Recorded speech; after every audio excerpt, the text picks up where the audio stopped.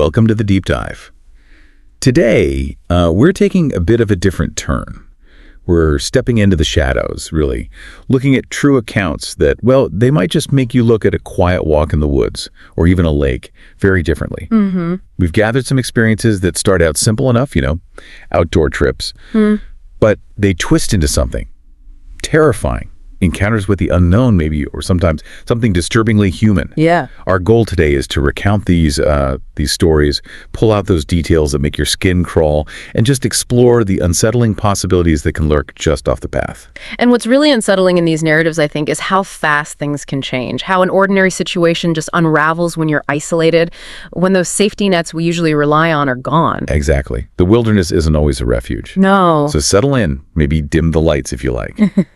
Let's start with our first tale. It comes from the vast and sometimes pretty dark American wilderness. Oh. So this first story is about a 31-year-old guy hiking solo. He was going through a breakup, actually, taking a cross-country trip to clear his head, looking for solitude. Right. Nature therapy.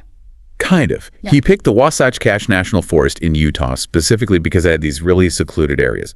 He wanted to hike alone, off the map, in what he called uncharted territory.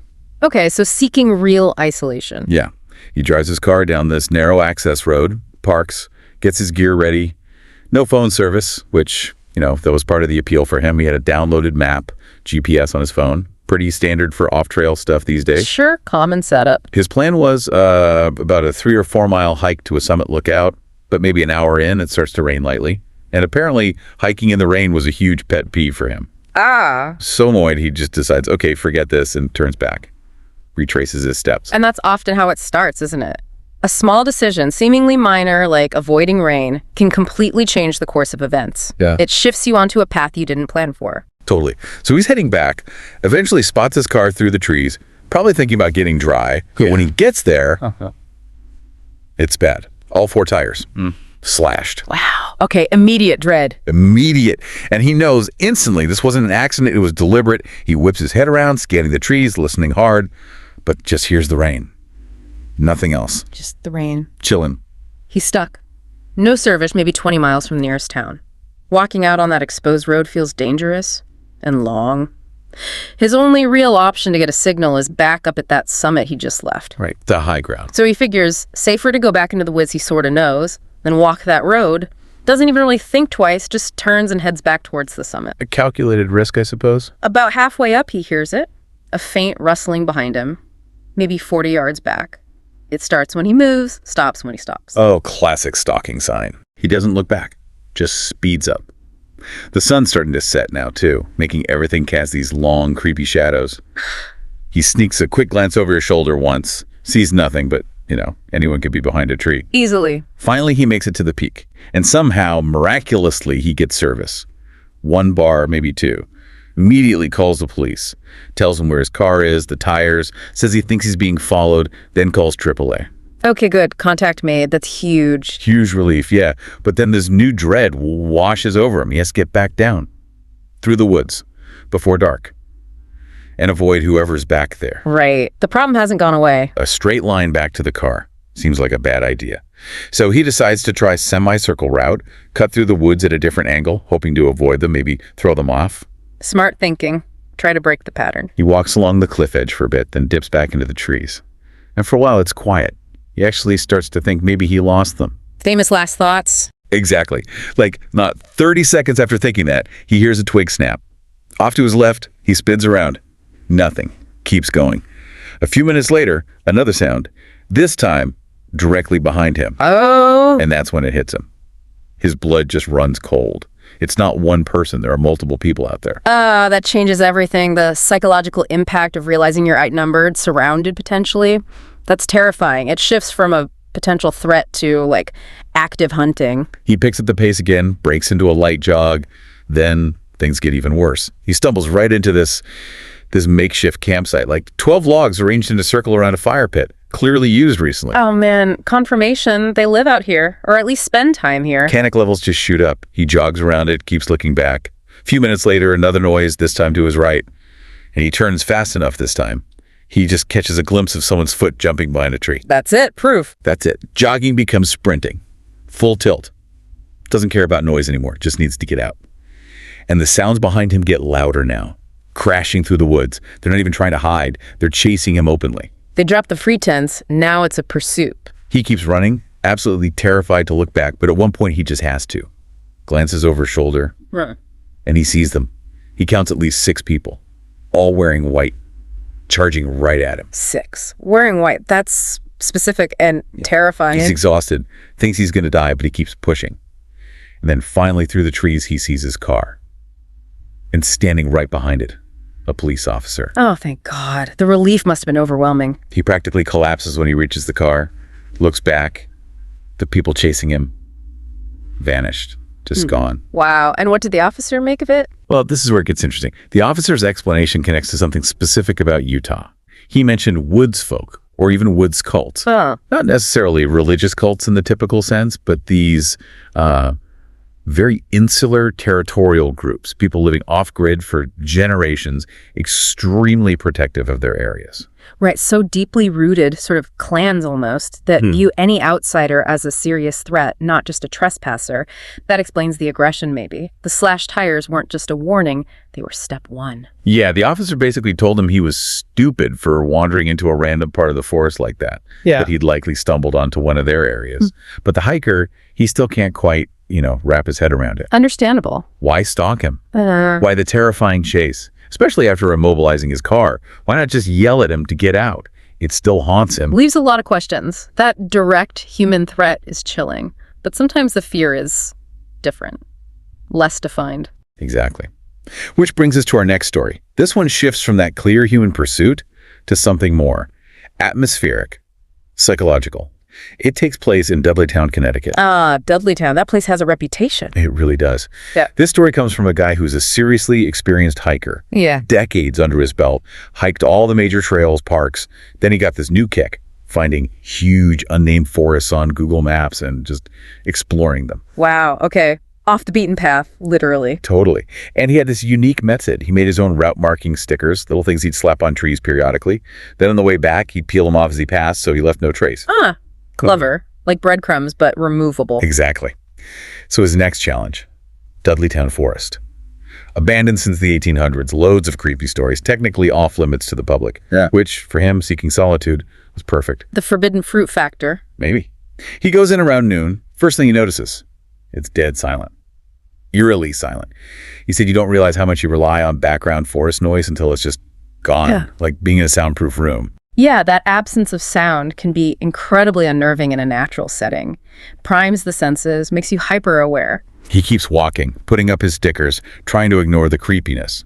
Hopes to see an animal, anything but nothing. Just silence. Gets so weird, he actually starts wishing he'd run into another person. That tells you something when you start wanting company in a place you went to for solitude. Right. Eventually the silence starts to feel a bit more normal. He calms down a little. But then, out of nowhere, this sound, a wailing, moaning, like a wounded animal, he said, but strange. Oh, boy. And it's the only sound in the whole woods. That's what got him. He stops, listens, never heard anything like it. And there's no wind, nothing to explain it. An isolated, unnatural sound in total silence. That's deeply unsettling. He walks until it fades. Part of him wants to leave right then, but he tells himself, okay, one more weird thing and I'm out. He's walking, thinking, how does an animal get hurt in a place this dead? Was someone hunting? But he heard no shot. His mind is racing, trying to rationalize it, which is natural. But that combination of silence and then that specific sound, it bypasses rational thought quickly. It feels inherently wrong. And while he's thinking all this, he looks up and sees something on the tree right in front of him. Carvings. Honest to God carvings, he said. Not letters, just symbols, random slashes, bark gouged out. Okay. He looks around. Neighboring trees, same thing. Covered in these marks. That was it. His breaking point. Yeah, I think that would be mine too. He turns right around. Starts heading back, pulling off his stickers as he goes. Screw this, he's thinking. But after following his markers for a bit, he sees something up ahead he knows he didn't see on the way in. Looks like a bear's den, maybe, or some kind of cave entrance. Wait, he didn't see it before? He's certain. He's meticulous. He wouldn't have missed something like that. He sobs, totally confused. Then he looks down at the sticker he just passed and realizes it's at waist height. All the stickers he'd placed, he put them at shoulder height, every single one. He looks back at the others, he can see all waist high. Oh, That's terrifying. That's not just weirdness anymore. That's manipulation. Someone has been following him, moving his markers, deliberately trying to lead him somewhere, off his own path, towards that cave. His blood runs cold. Just ice. He turns and sprints. Back the way he came, he thinks, glancing over his shoulder constantly. How could someone track him that closely, move his markers, without him noticing? But no time to figure it out. Just run. And now he's lost, isn't he? Because his reliable system has been compromised, used against him. Totally lost, running blind. Yeah. And it's still dead silent, except for his own crashing through the woods. He has to stop, gasping for breath. Pulls out his phone, praying. One bar. Yes. Find his car on the map, figures out the direction. He's not actually that far. A moment of hope. A tiny one. Because the second he knows which way to go, the signal drops. Gone. Of course. Doesn't matter. He knows the direction now. He starts running again. And that's when the wailing starts again. Only this time, it's twice as loud. Sounds like it's right behind him. He keeps turning, looking, sees nothing, just runs faster than he ever thought possible. Pure terror fueling him now. Says it was the worst 10 minutes of his life. Finally, bursts out of the trees, sees the edge of the forest, and the second he's out, the wailing just stops.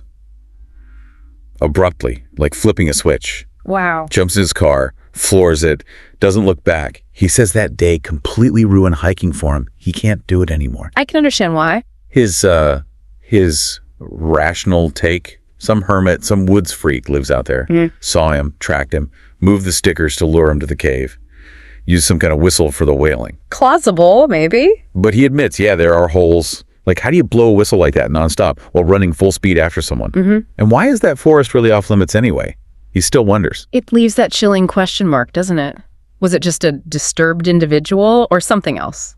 Something tied to the place itself. Exactly. It's that ambiguity that's terrifying.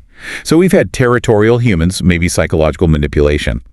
Our last story brings us face to face with something else entirely.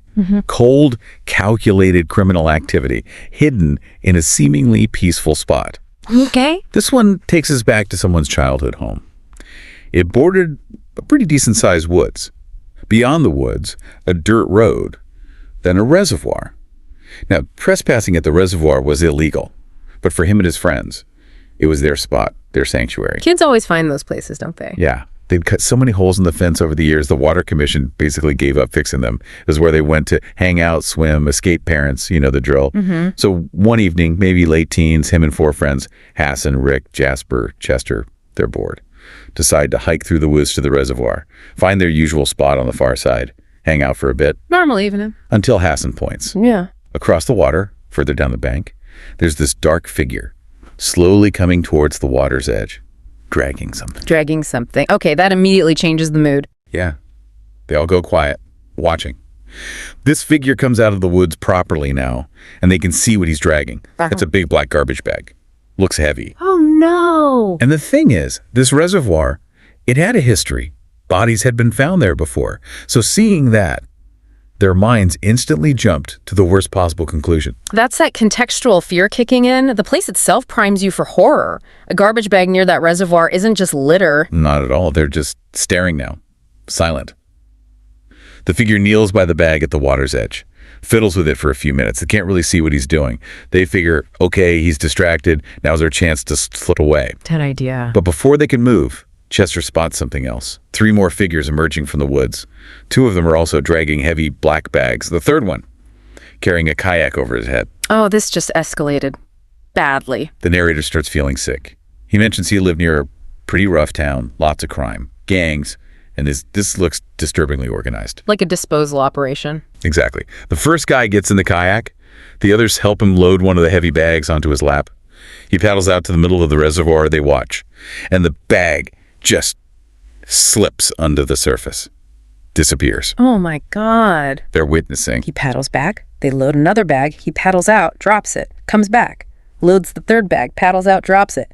3 times. Just like that. Cold. Efficient. And then, disaster. Right at that moment, the narrator's phone rings. Loudly. He said it was some annoying ringtone, and it just sliced to the dead quiet. He fumbles to mute it, but it's too late. Oh. The 4 men across the reservoir, they freeze, turn their heads, and look directly across the water, right at them. They've been seen. They ran, scrambled, just pure panic, that safe sanctuary feeling, gone forever. Rick glances back, yells, "They're coming, they're following!" Oh, chase! Again. But this time, they know exactly what these people are capable of. Terrifying doesn't cover it. Running through woods at night is hard enough. Knowing you might actually be murdered if you're caught. He said it was the worst fear imaginable. They run back towards their side, towards the fence line, trying to find the hole they came through. Adrenaline and panic. Easy to get disoriented. He couldn't remember where it was. Nerves, maybe the beer they'd had earlier, he doesn't know. Reaches the fence, his friend's right behind him. They start panicking, tracing the fence line desperately. Just as he's about to give up hope, Rick spots it. There. Thank goodness. The hole. Just a few feet away, but they make a break for it. He helps Chester squeeze through, and just as he does, they hear it. A branch snaps close behind them. In the woods, they just left. They were right there. They don't stop running, not at the fence. They sprint through the woods on the other side, all the way back to his house, into his backyard. Finally feel like they might be safe. Might be. Hassan calls the police immediately. Tells them everything. Police say they'll send a car. He knows he'll get in trouble for trespassing, but who cares at that point? His friends are relieved, but he's still tense. They could have followed them. It wasn't that far. A very real possibility. Police arrive, listen to the story. They search the property, looking for any sign they were followed. And his stomach just drops when they find something. A set of muddy footprints, leading right up to his backyard fence. Oh, wow. Proof. He tells the police, "Those aren't mine." Absolutely positive. Luckily, no one's hiding nearby. Police leave, promise updates. A few days later, no surprise, police divers pull 3 bodies from the reservoir. Grim confirmation. It was exactly what they feared. Huge news story locally for a while. But for his family, it was terror. Living there, knowing these criminals, murderers probably, knew where they lived. His mom was terrified for months, swore she saw people moving in the woods behind the house at night, even thought she saw a camera flash once. The psychological toll must have been immense, that constant fear. He says it was one of the main reasons they eventually moved. And get this, as far as he knows, the police never connected the bodies to anyone, never made any arrests. Unresolved, which is almost worse in a way, that lack of closure. And you mentioned something about a recent article. Yeah, he saw something recently about another drowning in that same reservoir. Makes him think, maybe the place is cursed. How many other things happen there that nobody knows about? It really underlines how some locations seem to attract or accumulate darkness, doesn't it? Whether it's cursed or just tragically convenient for criminals, the result is this lingering sense of dread associated with the place. The unresolved nature just cements that. So thinking about all 3 of these, what really stands out? Is it the idea of these hidden groups in Utah, the strange games in Dudley Town, or just the cold-blooded crime at the reservoir? For me, it's how they all highlight the vulnerability we face when we step outside the familiar. The natural world can be beautiful, sure, but it can also conceal threats. Human, psychological, maybe even something else. It reminds you that there's often more going on beneath the surface than we see. Yeah, a lot hidden in the shadows. Yeah. So maybe the next time you're out in the wilderness, enjoying the quiet, you'll just have this little extra awareness, thinking about the depths, the untold stories that might be right there. Well, thank you for joining us on this, a pretty chilling deep dive into the unknown. If these stories gave you a shiver, do us a favor. Like this deep dive, share it with someone else who appreciates this kind of thing. Yeah. And definitely subscribe to the Horror Docs channel for more. Please do. Until next time.